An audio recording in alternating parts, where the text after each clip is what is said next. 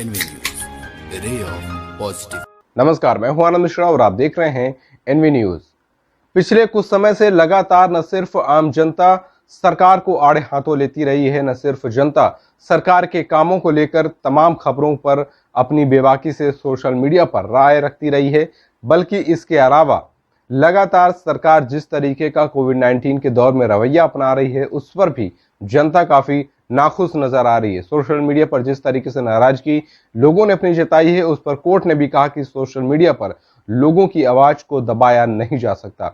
न सिर्फ देश में बल्कि अब विदेशी मीडिया भी लगातार भारत में कोविड-19 के दौर में सरकार के कामों को लेकर लगातार वो उस पर आवाज उठा रही है और सरकार के कामों पर अपनी बेबाकी से राय भी रख रही है और उसकी आलोचना भी कर रही है। भारत सरकार की जिस तरीके से विदेशी मीडिया ने आलोचना की, उस पर सरकार का रुख अब और भी सख्त हो गया है। सरकार वैसे भी भारत में अब ऐसा दौर आ चुका है जब आप अगर सरकार पर सवाल उठाते हैं या फिर आप सरकार से सवाल पूछते हैं तो आपको देशद्रोही भी कहा जा सकता है, और इन वजहों से ही सवाल उठाने वालों की आवाजों को दबाने की कोशिश की जा रही है। लेकिन तमाम ऐसे संस्थान, तमाम ऐसे पत्रकार लगातार सवाल सरकार से पूछ रहे हैं और सवाल उनके कामों पर भी उठा रहे हैं। आज विदेशी मीडिया के इन्हीं उठाए गए सवालों पर आज हम चर्चा करने वाले हैं कि आखिरकार हकीकत क्या है और क्या कुछ विदेशी मीडिया ने इस पर कहा है और सरकार की तरफ से जो रुख इख्तियार किया गया उस पर क्या कहना है। विदेशी मीडिया ने प्रधानमंत्री नरेंद्र मोदी और केंद्र सरकार को आड़े हाथों लिया था। दुनिया के टॉप मीडिया हाउस ने प्रधानमंत्री नरेंद्र मोदी को देश के भयावह हालात का जिम्मेदार ठहराया।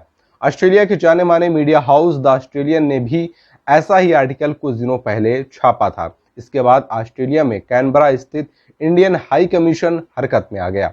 उसने अखबार के एडिटर इन चीफ के नाम से चिट्ठी लिखी, कमीशन के आर्टिकल को तुरंत हटाने और मीडिया हाउस से माफीनामा पब्लिश करने की मांग की।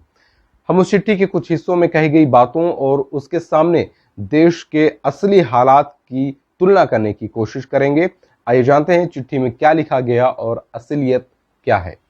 चिट्ठी में कहा गया कि तथ्यों से दूर है आर्टिकल। इस चिट्ठी में लिखा गया कि द ऑस्ट्रेलियन की तरफ से आया आर्टिकल तथ्यों से दूर है। इसमें भारत सरकार के किसी अधिकारी से बातचीत तक नहीं की गई है। यह आर्टिकल भारतीय सरकार को बदनाम करने की कोशिश है।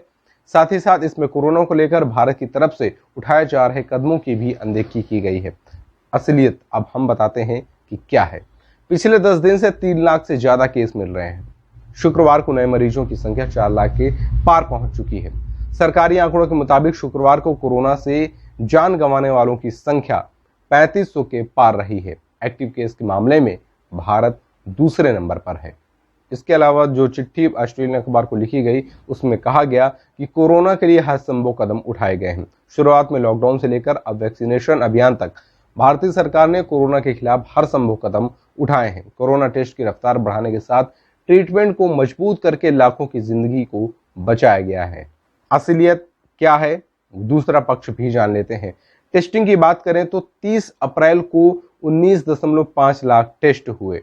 अभी तक करीब 29 करोड़ लोगों की टेस्टिंग हुई है, यानी भारत की कुल आबादी का 20% लोगों का ही अभी तक टेस्ट हुआ है।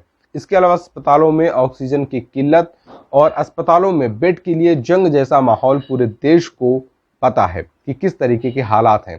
हालात ये है कि स्वास्थ्य मंत्रालय को नई गाइडलाइंस में होम आइसोलेशन और घरेलू नुस्खों को शामिल करना पड़ा है। ऐसे में समझा जा सकता है कि द ऑस्ट्रेलियन अखबार द्वारा उठाए गए सवाल कितने वाजिब थे। उन्होंने जो भारतीय सरकार पर जिस तरीके के रवैये का इस्तेमाल किया वो कितना वाजिब था। उन्होंने सवाल उठाया था कि कई विदेशी मीडिया हाउस ने भी ये सवाल उठाया था कि भारत की सरकार जो है, जो इस समय मौजूदा सरकार है, वो घमंड में चूर है और इस वजह से वो ये समझने की कोशिश ही नहीं कर रही है कि कोरोना वायरस का स्तर कितना बढ़ गया है। चुनाव में जिस तरीके से रैलियां होती रही, चुनाव में जिस तरीके से लाखों लोगों की जिंदगियों को खतरे में डाला गया, रैलियां करके उनको इस भंवर जाल में फंसाया गया। और सभी जानते हैं पूरे देश में रेमडेसिविर जैसी दवाइयों, ऑक्सीजन और बेड को लेकर बहुत बड़ी किल्लत है, लेकिन सरकार ने इन सभी चीज़ों से अपनी आंखें मूंद रखी हैं और सिर्फ अपना गुणगान करने की कोशिश कर रहे हैं। उत्तर प्रदेश में कहा जा रहा है कि सब कुछ ठीक है,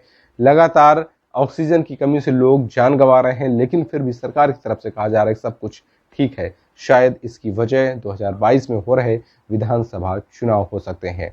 इसके अलावा ऐसी और भी इंफॉर्मेटिव खबरें हम आप तक लेकर आते रहेंगे। ऐसी और भी खबरों के लिए देखते रहिए एनवी न्यूज़।